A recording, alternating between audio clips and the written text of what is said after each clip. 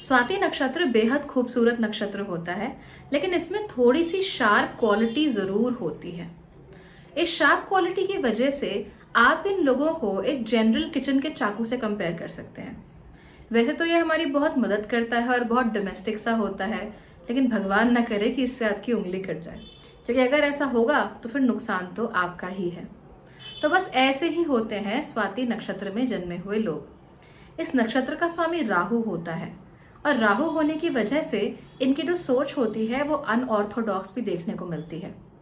तो क्या है स्वाति नक्षत्र और कैसे होते हैं इस नक्षत्र में जन्मे हुए लोग, ये सारी बातें जानेंगे हम आज के वीडियो में।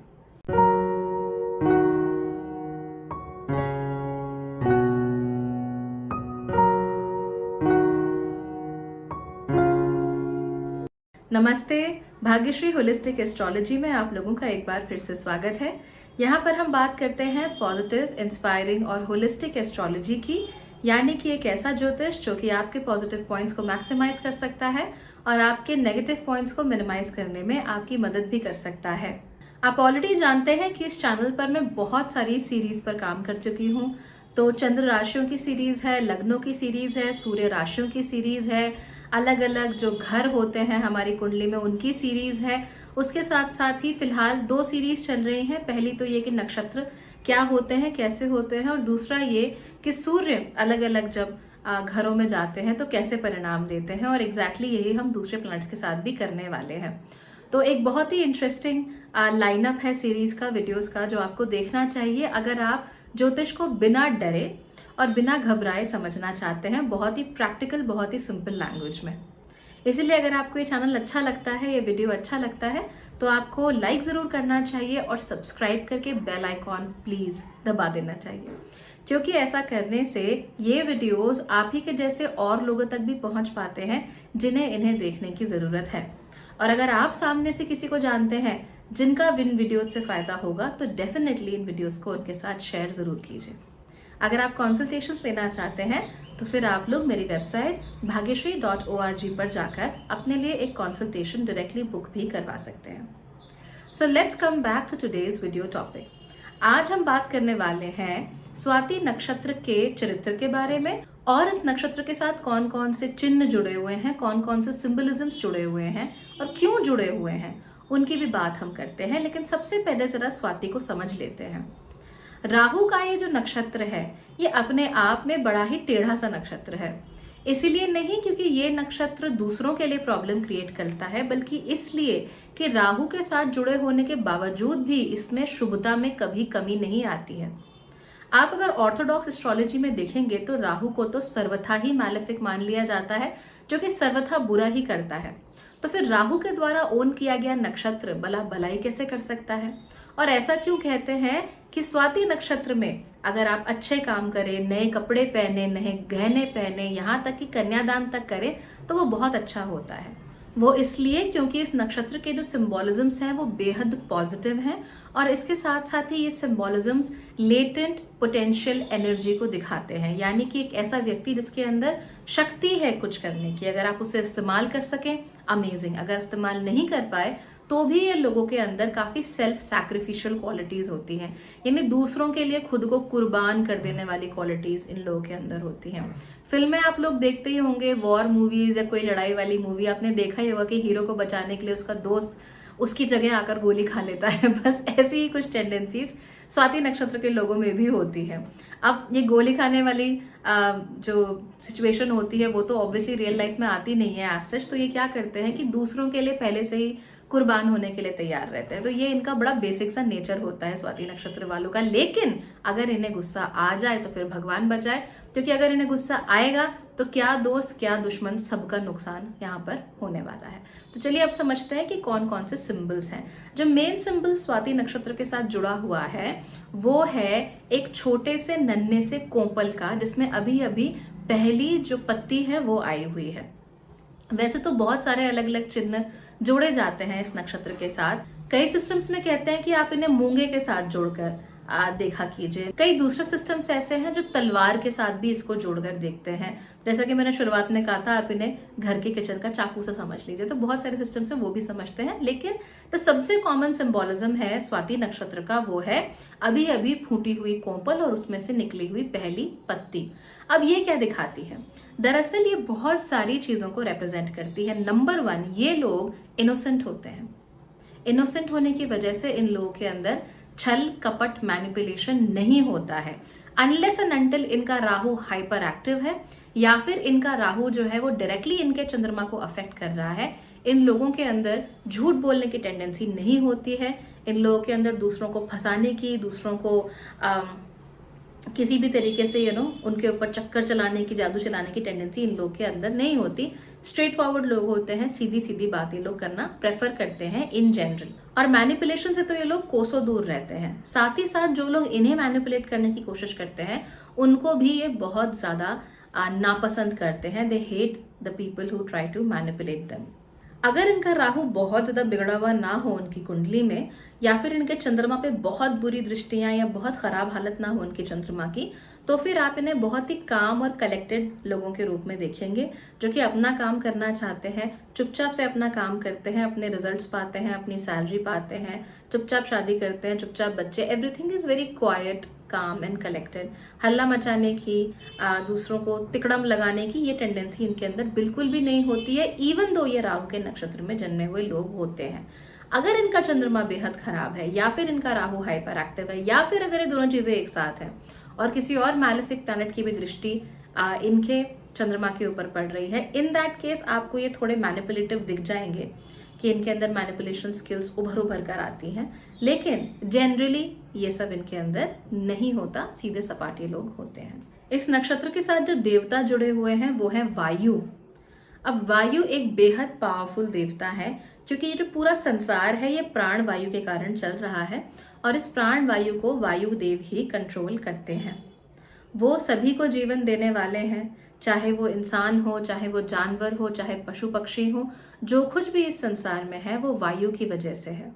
यहाँ तक कि अगर बारिश होती है, मॉनसून, क्योंकि हम भारत में रहते हैं, मॉनसून आता है तो उसमें जितना रोल वरुण देव का है, पानी का है, उतना ही रोल लगभग वायु का भी है, क्योंकि वायु के थ्रू ही ये मॉनसून के जो क्लाउड्स होते हैं वो सदर्न इंडिया से होते होते फिर हिमालय की तरफ बढ़ते जाते हैं। तो वायु इतनी इंपॉर्टेंट है जीवन में हर चीज के लिए, और ऑफ कोर्स सांस लेने के लिए, जीवन देने के लिए, जीवन दान देने के लिए तो जरूरी है ही। हमारे शरीर में भी जो वायु है वो 5 रूप से, अलग अलग रूपों से चलती है। उसमें से प्राण वायु और अपान वायु मोस्ट कॉमन या सबसे फेमस आप कह लीजिए, प्राण वायु एंड अपान वायु। ये जो 5 अलग अलग वायु होती है हमारे शरीर में, उसके अलग अलग काम होते हैं। हमें जीवन देना, हमें ऑक्सीजन देना, उसके साथ साथ ही न्यूट्रिशन का ट्रांसपोर्ट हमारी पूरी बॉडी में, ये भी वायु के द्वारा ही किया जाता है। यहाँ तक कि वायु की सबसे इंपॉर्टेंट बात हम अक्सर भूल जाते हैं, वो ये है कि वायु जितनी जीवनदायिनी है उतनी ही ज्यादा डिस्ट्रक्टिव भी है। यानी कि इस पृथ्वी पर अगर कोई डिस्ट्रक्टिव फोर्स है बहुत बड़ी, तो उसमें से एक वायु भी होती है। इसीलिए क्योंकि हरिकेन्स, टोर्नेडोज, वर्लपूल्स, इन सब में कहीं ना कहीं वायु इंक्लूडेड होती है। अगर आपने हरिकेन्स के वीडियो देखे होंगे तो आप जानते हैं कि तेजी से घूमती हुई हवा के रास्ते में कुछ भी नहीं टिक पाता है। तो ठीक वैसा ही कुछ नेचर हो जाता है स्वाति नक्षत्र में जन्मे हुए लोगों का, कि ये लोग जनरली तो बेनिफिशियल हैं, जनरली सबसे प्रेम करते हैं, जनरली सबके साथ स्वभाव अच्छा रखते हैं, लेकिन कभी कभार जब इन्हें गुस्सा आ जाता है, जिंदगी में 2, 3, 4 या मैक्सिमम 6 बार जब इन्हें गुस्सा आता है, तब फिर ये नहीं देखते कि सामने कौन पड़ रहा है। सबको समान रूप से उनकी डिस्ट्रक्टिव कैपेसिटी जो है उनको झेलना पड़ता है। So that becomes very problematic. जिस तरह से वायु स्ट्रांग होती है, पावरफुल होती है, ठीक वैसे ही स्वाति नक्षत्र में जन्मे हुए लोग भी स्ट्रांग और पावरफुल होते हैं। वेट लिफ्टिंग की कैपेसिटी इन लोगों के अंदर काफी ज्यादा होती है। अगर आप इन्हें कहें कि फिजिकली या एथलेटिकली कुछ अच्छा करके दिखाओ, तो उसमें से सबसे अच्छा काम ये वेट लिफ्टिंग में कर सकते हैं। रनिंग में उतना नहीं कर पाते, लेकिन weight lifting is generally very good for them. However इनके साथ भी एक कैविएट होता है, वो ये होता है कि बहुत ज्यादा फिजिकल काम ये रेपिटेडली नहीं कर पाते हैं। यानी कि आप इनसे ये उम्मीद मत कीजिए कि ये लोग आज भी 10 किलो वेट उठा रहे हैं, कल भी 10 किलो वेट उठाएंगे, परसों भी उठाएंगे। नहीं, आप ये उम्मीद कीजिए कि 100 दिन में एक दिन वेट उठाएंगे और सीधे 100 किलो उठा लेंगे। सो ये इनके अंदर एक बहुत कॉमन टेंडेंसी आप लोगों को देखने में मिल जाएगी। तो शारीरिक बल है लेकिन वो लेटेंट है। आप चाहें तो पवन पुत्र हनुमान जी के साथ इन्हीं सारी क्वालिटीज को जोड़कर देख सकते हैं। हनुमान जी बेहद पावरफुल है, उनका शारीरिक सौष्ठव ही अलग है, उनका अपने शरीर पर कंट्रोल, उनका अपने शरीर को एक्सरसाइज करना, या जिस तरीके से भी जो पहलवान लोग होते हैं वो भी हनुमान जी का नाम लेके ही अपने शरीर को और अच्छा बनाते हैं, तो वो सारी चीज़ें हनुमान जी के साथ जुड़ी हुई होती हैं। लेकिन इसके बावजूद भी ये हनुमान जी का मैक्सिमम पोटेंशियल नहीं है। दरअसल हनुमान जी का जो लेटेंट पोटेंशियल है वो देवताओं की वजह से उन्हें विस्मृत हो गया था, यानी वो भूल गए थे कि उनका असली पोटेंशियल क्या है, और वो अपने आधे से भी कम पोटेंशियल के साथ काम कर रहे थे। जब माँ सीता को खोजने के लिए उन्हें लंका जाना था तब जाकर उन्हें अपना रियल पोटेंशियल याद करवाया गया था। और ठीक ऐसा ही होता है स्वाति नक्षत्र के लोगों के साथ भी, कि पावर काफी ज्यादा है, ज्यादा यूज नहीं करते, ज्यादा थक जाते हैं जल्दी से, कि काम तो बड़े बड़े कर देंगे पर जल्दी थक जाएंगे, लेकिन उनके अंदर जो पोटेंशियल होता है वो काफ़ी ज़्यादा होता है। अगर इन्हें ट्रेन किया जाए सही डायरेक्शन में तो फिर ये जो इनका पोटेंशियल होता है वो भीम के जैसे लोगों में परिलक्षित होता है। आप जानते हैं कि पांडवों में भीम सबसे ज़्यादा बलशाली माने जाते थे, मल्ल युद्ध में उनका कोई सानी नहीं था, यानी कि जहाँ पर आप बाहुबल की बात कर रहे हो वहाँ पर भीम के आगे कोई नहीं टिक सकता है। तो ये सारी की सारी क्वालिटीज अपने आप को ट्रेन करना किसी खास दिशा में हनुमान जी की तरह या भीम की तरह, वो अगर आप करें स्वाति नक्षत्र का होके तो बहुत अच्छा रहता है। नाउ रिमेंबर कि स्वाति नक्षत्र के लोग कोई भी चीज़ कंसिस्टेंटली नहीं करते हैं, इसकी बात हम थोड़ी देर में करेंगे, लेकिन कंसिस्टेंसी की इनके अंदर कमी होती है। इसीलिए अगर बचपन से ही कुछ आदतें, डिसिप्लिन अगर इनके अंदर बिठा दिया जाए अच्छे से तो जिंदगी भर वो डिसिप्लिन चलता रहता है। अदरवाइज अगर इनको शुरू से ही डिसिप्लिन नहीं किया गया, शुरू से ही अगर इनको अपना काम समय पे करना या फिर अपना काम पूरा करना, उसके बाद ही छुट्टी लेना, ये सब अगर नहीं सिखाया गया तो फिर जिंदगी भर ये लोग सीख नहीं पाते हैं, क्योंकि राहु उनके ऊपर थोड़ा सा हावी होना शुरू हो जाता है। और राहु की मैच्योरिटी की जो एज है वो 40 के बाद ही होती है, अराउंड 42 पर जाकर राहु मैच्योर होता है। तो आप ये सोच लीजिए कि अगर आपने बच्चे को अभी से कुछ नहीं सिखाया तो 40s तक उसमें बिखराव रहेगा, because Rahu becomes hyper active in that case. इस जो नक्षत्र के रूलर हैं यानी जो स्वामी हैं वो है राहु। थोड़ी देर पहले भी हमने राहु के बारे में बात की थी। राहु से सब डरते हैं, बहुत मैलेफिक मानते हैं, बहुत बुरा ग्रह मानते हैं, खराबी करने वाला ग्रह मानते हैं, लेकिन राहु एक्चुअली इतनी खराबी करने वाला होता नहीं है। राहु बहुत इंटेलिजेंट होता है। वो अलग बात है कि पुराने जमाने के लोगों को राहु की इंटेलिजेंस समझ में नहीं आती थी। आज का युग तो है ही राहु का युग, तो फिर हम थोड़ा बहुत समझ सकते हैं, पर पुराने ज़माने के लोगों को राहु की ये इंटेलिजेंस उनके समझ के बाहर थी और उनके लिए स्कैंडलस भी थी। आज के लिए स्कैंडलस नहीं है। तो राहु जनरली कहा जाता है कि बड़ा मैलेफिक तरीके से काम करता है, बहुत खराब, बहुत बुरे रिजल्ट्स देता है। ऐसा नहीं होता। दरअसल स्वाति नक्षत्र राहु का अपना नक्षत्र होता है, तो यहाँ पर राहु अपनी कुछ खास चीज़ों को, अपनी कुछ खास यूनिक क्वालिटीज़ को दिखाता है। उसमें से सबसे बड़ी जो क्वालिटी इन लोगों के अंदर होती है वो होती है फॉरेन चीज़ों को लेकर एक लगाव। बचपन से ही आप स्वाति नक्षत्र के बच्चों में फॉरेन चीज़ों को लेकर या कोई भी ऐसी चीज़ जो उनके नेटिव कल्चर से बाहर की है, या उनके नेटिव कल्चर के बाहर का म्यूज़िक हो गया, उनके नेटिव कल्चर के बाहर के सॉन्ग्स, डांसेस, आर्ट्स, कुछ भी कह लीजिए, उनको वहाँ पर इंटरेस्ट होता है। खुद भले ही वो बच्चा पहाड़ियों में पला बड़ा हो, लेकिन उसके बावजूद भी उसे अफ्रीका के या यूरोप के किसी पहाड़ में ज़्यादा इंटरेस्ट होता है। तो ऐसे लोगों के मन में हमेशा जो एफिनिटी होती है या जो इंक्लिनेशन होता है या जिस चीज़ को देखकर इनकी आंखें चमक जाती हैं वो हमेशा फॉरेन चीज़ें होती हैं। और इसी वजह से ये लोग ट्रैवल करना भी बहुत पसंद करते हैं, क्योंकि फॉरेन चीज़ों तक वो तभी पहुंच सकते हैं जब ये ट्रैवल करते हैं, क्योंकि फॉरेन चीज़ों तक ये तभी पहुंच सकते हैं जब ये ट्रैवल करना शुरू करते हैं। लेकिन अगर ये ट्रैवल नहीं कर पा रहे हैं या किसी कारणवश अभी वहाँ ट्रैवल नहीं कर पा रहे हैं जहाँ इनकी इच्छा है, तो भी मन के अंदर हमेशा ये रहता है कि उन्हें किसी पर्टिकुलर जगह जाना है। आप स्वाति नक्षत्र वाले किसी भी इंसान से पूछिए उसे कहाँ जाना है, वो हमेशा आपको किसी न किसी फॉरेन जगह का नाम लेकर बता देगा कि भाई मुझे यहाँ जाना है। खुद वो गोवा में रह रहा हो तो भी उसको मान लीजिए ऑस्ट्रेलिया का बीच देखना है या उसको हवाई जाना है, ठीक है। खुद चाहे वो हिमालय पर रह रहा हो, लेकिन उसको जाके नॉर्वे देखना है या फिर स्कॉटलैंड के फ्योर्ड्स देखने हैं। तो इस तरह का माइंडसेट इन लोगों के अंदर होता है। हालांकि अगर राहु यहाँ पर हाइपर एक्टिव हो जाता है, इन दैट केस आप लोगों को यहाँ पर स्कैटर ब्रेन्स बहुत देखने को मिलेंगे, यानी ऐसे लोग जो करना बहुत कुछ चाहते हैं पर करते नहीं, क्योंकि उनके अंदर फोकस की बहुत कमी होती है। क्योंकि ये तुला राशि के अंदर ही नक्षत्र आता है और तुला राशि में ही पूरी तरीके से समाया हुआ है, इसीलिए इनके अंदर एक खास जो कैरेक्टरिस्टिक है तुला राशि की वो भी आती है। वो क्या है, आपको याद होगा मैंने तुला राशि के वीडियो में बताया था कि ये लोग इनडिसाइसिव बहुत ज़्यादा होते हैं, यानी डिसीजंस नहीं ले पाते। तो वो चीज़ आपको स्वाति नक्षत्र के अंदर बहुत ज़्यादा देखने को मिलेगी कि रोज़मर्रा की ज़िंदगी में डिसीजन लेना इनके लिए बहुत बड़ा सरदर्द का काम है। They can not take ready decisions, यानी ऐसे ये डिसीजन ये लोग नहीं ले सकते 1 2 3 करते ही डिसीजन ले लिया, पलक झपकते ही डिसीजन ले लिया, ये इनका स्ट्रॉन्ग फोर्टे नहीं होता। हाँ, बड़ी बड़ी चीज़ें जब आएंगी तब वहाँ पर जाकर ये फटाफट डिसीजन लेंगे कि ये होगा, ऐसे ही होगा, खत्म कहानी। लेकिन जो रोज़मर्रा की ज़िंदगी है वहाँ डिसीजन लेना पसंद नहीं करते। और फिजिकलिटी में भी ऐसे ही होता है, हर रोज़ 10 किलो नहीं उठाएंगे, लेकिन 10 दिन में एक बार 100 किलो उठा लेंगे। सो दैट इज स्वाति नक्षत्र फॉर यू।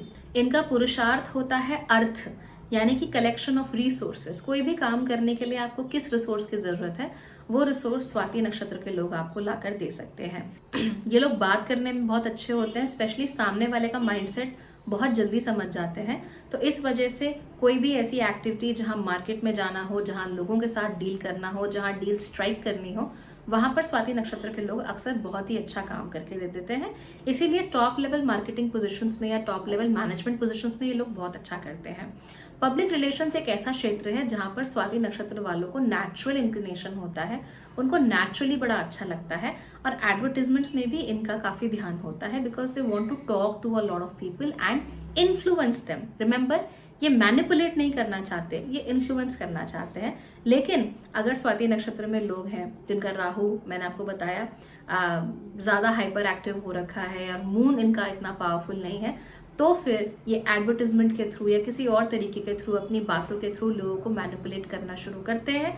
और ये चीज़ आपको पॉलिटिशियंस में देखने को मिल जाएगी बहुत ईजिली, जो कि कर कुछ और रहे हैं लेकिन बोल कुछ और रहे हैं। उसका हो सकता है एग्जैक्टली उल्टा बोल रहे हो और आपको इसी चीज़ में ऐसे कन्विंस कर रहे हो जैसे बिल्कुल यही सही है और इन्हीं का पॉइंट ऑफ व्यू सही है। सो ये पॉलिटिशियंस में बहुत ज़्यादा होता है। यही चीज़ें आपको लॉयर्स में देखने को मिल जाएंगी बहुत फ्रीक्वेंटली, आपको टॉप मैनेजर्स में भी देखने को मिल जाएंगी कि they are manipulating through their teeth. So this is common actually Swati नक्षत्र में। लेकिन अगेन ये उन्हीं में होता है जो बहुत अचीवमेंट ओरिएंटेड होते हैं, जिनका राहु हाइपर एक्टिव होता है। जनरली आपको स्वाति नक्षत्र वाले लोग इतने हाइपर एक्टिव मिलते नहीं हैं। जनरली वो लोग बस घर वालों का ख्याल रखने वाले, अपने लोगों का ख्याल रखने वाले लोग हैं। लेकिन जब ये हाइपर एम्बिशन इनके अंदर हावी हो जाता है, जब इनका जो चंद्रमा होता है वो राहु से थोड़ा कम पावरफुल होता है और कोई बहुत एम्बिशियस ग्रह इनकी कुंडली में किसी ना किसी तरह पावरफुल होता है, तब फिर ये लोग मैनिपुलेशन, चीटिंग और डिसीट को इस्तेमाल करना बिल्कुल भी गलत नहीं समझते, क्योंकि राहु इनका नेचुरल रूलर है और राहु को इन चीज़ों से कोई प्रॉब्लम नहीं होती। डोंट वरी दो, ऐसा बहुत कम केसेस में होता है लेकिन होता है। इनका तत्व जो है इस नक्षत्र का वो है अग्नि। इसके साथ साथ ही इसका जो गण है वो है देवगण, यानी कि अच्छे लोग, शरीफ लोग, जो कि आसानी से दूसरों के बहकावे में भी आ सकते हैं, इसलिए इन्हें बहुत केयरफुल रहना चाहिए। इस नक्षत्र के साथ जो पेड़ जुड़ा हुआ है वो है अर्जुन का पेड़। इनकी योनि है महिष योनि, नाड़ी है अंत्य। कोई भी अगर प्रॉब्लम हो स्वाति नक्षत्र के लोगों को, खासतौर पे डाइजेस्टिव प्रॉब्लम हो, या फिर इन लोगों को रात को नींद ना आ रही हो, सपने आते हो बहुत ज़्यादा, या शरीर में वात दोष बहुत ज़्यादा बढ़ रहा हो, तो ये अपने गेहूं की रोटी को जौ की रोटी से स्वैप कर सकते हैं। यानी गेहूं की मत खाइए, जौ की रोटी खाना शुरू कीजिए, या फिर गेहूं की रोटी में ही थोड़ा जौ मिलाना शुरू कर दीजिए, उससे आपको बेहतर रिजल्ट मिलेगा जौ के आटे से। So that's it. Characteristics and symbol की बात आज हमने कर ली। आज लगता है कि सड़क बहुत बिजी है, so there is a lot of noise, but चलिए इन सिंबल्स की बात करते करते अब हम जातकों की बात करेंगे कि इस नक्षत्र में जन्मे हुए लोग एग्जैक्टली कैसे होते हैं, लेकिन वो बातें हम करेंगे दूसरे वीडियो में। तो keep waiting for that video and make sure कि आप इस चैनल को लाइक और सब्सक्राइब ज़रूर कर रहे हैं। Thank you so much for watching.